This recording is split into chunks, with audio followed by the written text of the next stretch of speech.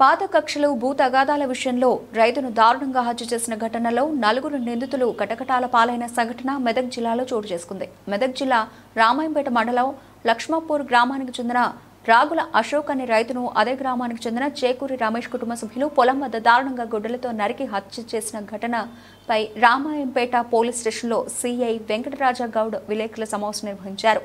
ఈ సందర్భంగా సిఐ వెంకటరాజగౌడ్ వెల్లడించిన వివరాలు ఇలా ఉన్నాయి. మృతుని సోదరుని ఫిర్యాదు మేరకు తాము విచారణ చేపట్టామన్నారు. రామాయంపేట మండలం లక్ష్మాపూర్ గ్రామంలో రాగుల అశోక్, చేకూరి రమేష్ కుటుంబ సభ్యుల మధ్య కొంతకాలంగా గెట్టు పంచాయతీ పొలం తగాదాలు జరుగుతున్నాయని, కాగా గత గురువారం రోజు రాగుల అశోక్ను చేకూరి రమేష్ అతని భార్య వెంకటలక్ష్మి కుమారులు భరత్ ముని గొడ్డలి కట్టలతో దారుణంగా హత్య చేసినట్లు విచారణలో తేలిందని, నిందితులపై కేసు నమోదు చేసి రిమాండ్కు తరలిస్తున్నట్లు సిఐ వెంకటరాజగౌడ్ తెలిపారు.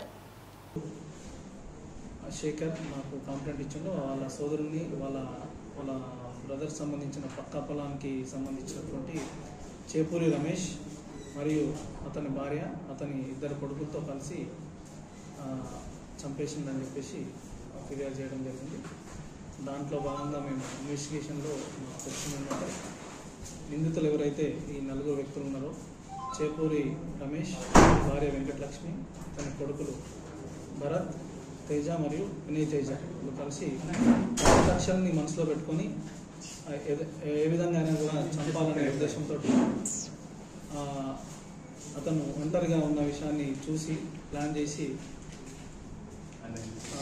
రాగుల అశోక్ని ఆ రోజు ఉదయం సుమారు 10 గంటల సమయంలో అతనితో కావాలని గొడవ పెట్టుకొని ఆ 4 లాక్కుంటూ వచ్చి వీళ్ళ పొలంలో తీసుకొచ్చి గొడ్డలతోటి, కట్టెతోటి, బండరాయితోటి పెట్టి హత్య చేయడం జరిగింది.